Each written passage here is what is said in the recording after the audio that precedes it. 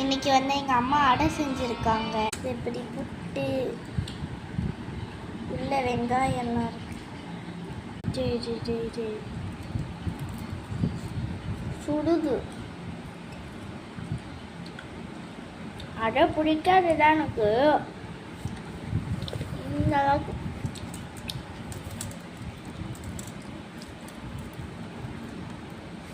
எனக்கு அடை பிடிக்காது. ஒன்று தான் சாப்பிடுவேன்.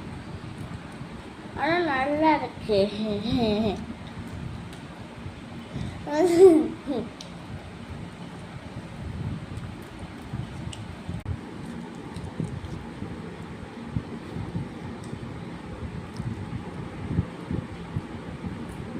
ஹோம்மேட் அடை.